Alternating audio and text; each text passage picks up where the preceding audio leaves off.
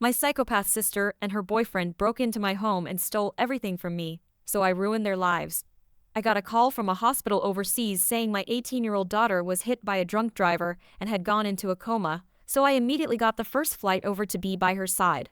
I was at my daughter's bedside for weeks, and somehow my sister, a diagnosed sociopath, found out that I wasn't home. She took this as the perfect opportunity for her and her ex-convict boyfriend to break into my house through the back door. Once inside, they rummaged through everything, leaving no stone unturned, stealing all of my precious jewelry, my $2,000 camera that I used for my photography, and, as a cherry on top, took all of the money out of the childhood piggy bank that my daughter owned. The day I flew back with my daughter, I noticed that things were missing. I walked throughout the house to find that whoever it was had rummaged through drawers and my closets. They took anything of value, jewelry, electronics, my cash, nothing was off limits. I broke down crying. I had already been put in dire financial straits, and now this. I checked the cameras to find out who it was, and when I saw it was my sister, I grabbed my phone to call the police. The thing about my sister, Sarah, was she was a nutcase, to say the least. For some context, when we were about 10 and 12, our parents had left us alone for the evening, trusting that I could keep things under control.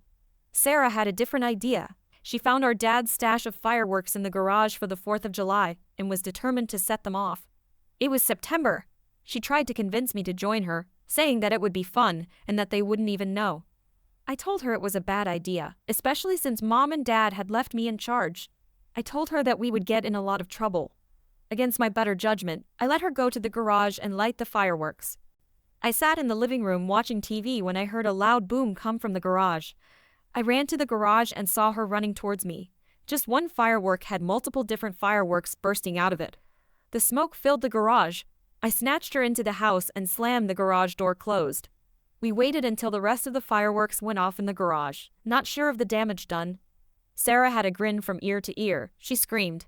That was totally wicked. Her fun was short-lived. The neighbors called our parents, who rushed home in a panic.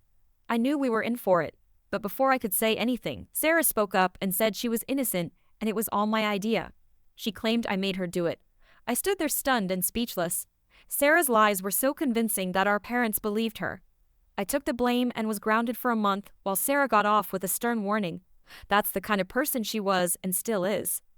So when the police arrived, they took my statement and told me they would search for them. The next day, I got a huge surprise as Sarah showed up at my door begging for forgiveness. She cried and grabbed my hand. She said that we were family and that she didn't mean for it to go this far. She always pulled this trick. She would act like she was so sorry when she was caught and promised that it would never happen again. But the same cycle would repeat. Not even weeks later, I felt so betrayed and knew I couldn't let this slide. For some dumb reason. However, later that day when I was alone, I thought about forgiveness and that if I refused to press charges against Sarah, she would truly understand. So that's what I did. I let Sarah off the hook, but not Jake. Speaking of Jake, the police quickly arrested him. He had several outstanding warrants. The case went to court, and with clear evidence against him, I won easily. Jake was sentenced to jail, and I hoped that would be the end of it. I thought that Sarah would appreciate what I did for her, and that this was the one time in her life she would actually understand how lucky she was not to have to face consequences. However, just like Christian who denounced his faith, I came to regret ever turning the other cheek. Sarah's anger and resentment towards me grew each day. She blamed me for Jake's imprisonment and vowed to make me pay. What started as petty online harassment soon escalated into a full-blown one-sided war. One morning, I stepped out to get the newspaper and noticed my neighbors giving me strange looks. The woman who lived next door avoided eye contact and hurried back into her house. I shrugged it off until later that day when I received a call from another neighbor. He said that my sister had been going around calling the neighbors about me mistreating my daughter. He said that she was the one that had to help her while she was in the hospital while I would leave the house to go be with men. She said I would often neglect her and ask her to come watch her at the hospital so I could have freedom.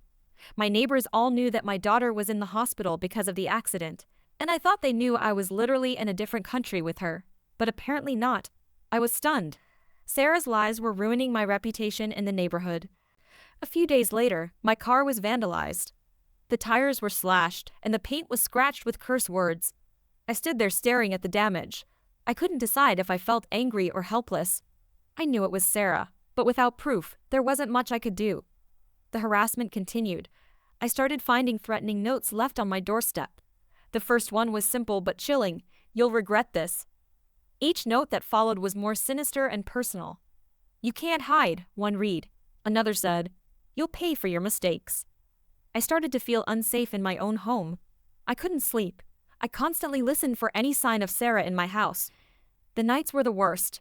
Every creak in the house set me on edge. I installed security cameras and changed the locks, but I was still worried.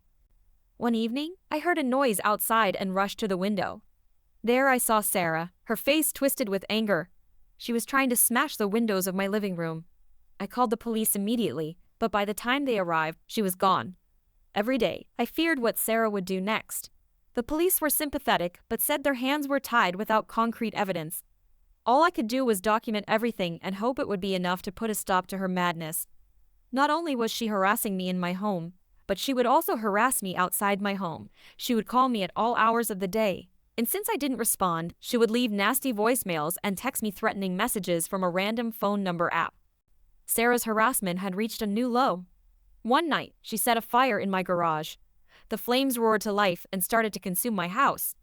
This lady was trying to end my life. I woke up to the smell of smoke and the sound of sirens. I ran downstairs to see what started it, and as I got to the garage, I saw Sarah running back to her car and speeding off. I could see through her window a huge grin spread across her face, the same one I saw that night she set off fireworks in our garage. The fire department arrived just in time to prevent the fire from spreading to the entire house. I gave the police the footage from my security cameras showing Sarah committing the arson. This time, the evidence was undeniable. Sarah was arrested and charged with multiple crimes, including arson, harassment, and breaking and entering. The trial was swift, and Sarah was found guilty on all counts. She was sentenced to several years in jail. With Sarah and her boyfriend behind bars, I finally felt a sense of relief. However, I couldn't shake the sadness and betrayal that lingered in my heart. My own sister had turned against me in the most vicious way imaginable. It was a wound that I knew would take a long time to heal. I visited Sarah in jail, hoping to understand what was the reason behind all this. During our conversation, it became clear that Sarah's actions were not just the result of jealousy and anger. She was deeply mentally ill. I already knew she was suffering from antisocial personality disorder, but how she acted towards me must have been more about her inability to empathize or feel remorse, which had enabled her destructive behavior. Tears formed in her eyes as she told me that she never wanted things to end up like this. Even though she seemed genuine, I couldn't help but feel like this was the same Sarah who cried to me every time she got caught and would say anything to get out of a predicament. I left the jail with a heavy heart.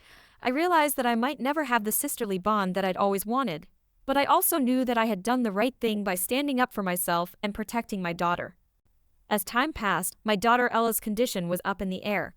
I didn't mention this at the time, but she went to stay with my best friend for the time being because I never wanted her to potentially have to deal with Sarah herself. She had severe brain damage from the coma for a long time, and even after my sister had been imprisoned, I didn't have the heart to tell Ella everything and said she should just focus on recovering at the moment. She knew roughly what was going on, but I tried my best not to overwhelm her with information. But the day I was able to bring her back home, knowing Sarah was behind bars, I was beyond grateful. For the first time in what felt like forever, the future seemed a little brighter. But then, just as I thought things were looking up, and as I helped Ella settle into her room, my phone rang. The number was unfamiliar, and for a moment, I considered letting it go to voicemail, but something compelled me to answer. I answered the phone and heard a lot of people in the background. The person on the other line called my name. It was Jake, Sarah's boyfriend. A chill ran down my spine. I couldn't understand why he would be calling me. I asked him what he wanted, and he said that he needed to tell me something important about Sarah. He said that he knew from the beginning the plans she had for me. He claimed she'd been planning this for years. She wanted to ruin me, and he claimed he had proof.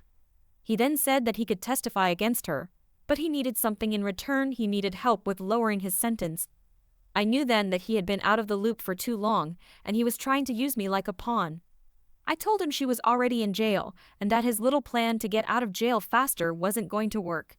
He said that he could make sure that me and Ella would be safe from her forever with the evidence he had. We wouldn't have to deal with him or her anymore. I ended the conversation and said goodbye. He cursed me and hung up the phone. I looked over at Ella, who was resting peacefully, oblivious to everything. My mind was racing. As much as I hated the idea, Jake's offer was tempting. If what he said was true, Sarah's actions were premeditated. and her vendetta was far from over. I needed to protect my family, and if that meant working with Jake, would it be worth it? As the days passed, Jake's offer lived rent-free in my mind. I decided to follow my instincts and not take his offer. Instead, I began my own investigation. I reached out to an old friend, someone who had helped me during the initial phases of Sarah's harassment. A few days later, Mark contacted me with some news. He had been digging into Jake's background and his activities while he was in jail. It turned out Jake had been involved in some shady dealings even from behind bars. He had been manipulating the situation to his advantage and maintaining contact with some of his old associates. The evidence showed that he was trying to set me up. If I had taken his offer, I would have walked into a trap. A cold shiver ran down my spine as I realized the extent of Jake's intentions. He had been plotting to frame me for additional crimes that Sarah had planned even behind bars. They were a dangerous duo. The plan involved pinning the blame on me, making it look like I was the mastermind behind some of Sarah's actions. Mark provided me with a folder filled with documents and transcripts of the conversations between Jake and his associates. He had been using me as a pawn, trying to save his own skin by throwing me under the bus. With this new information, I decided to confront Jake. I visited the prison and demanded to see him. As I sat across from Jake, I laid out the evidence I had found. His initial smirk faded, replaced by a look of surprise and anger as he realized his plan had been exposed. The authorities were now aware of his attempt to frame me and added more time to his sentence. The battle wasn't over, but I was more prepared than ever to face whatever came next. My focus now was on rebuilding my life and creating a safe environment for Ella. With Sarah and Jake incarcerated, life slowly began to return to normal, but the scars of the past events lingered. I took additional steps to ensure our safety, reinforcing the security system and joining a neighborhood watch. I also sought counseling to cope with the emotional toll of the betrayal and harassment. Through therapy, I found ways to process my feelings and regain a sense of normalcy. Ella's recovery was nothing short of a miracle. Though she had a long way to go, her spirit remained unbroken. Her strength was the reason I woke up in the morning, and was my motivation to keep going, even on the hard days. We celebrated each milestone, no matter how small, and found joy in the simple moments that we had once taken for granted.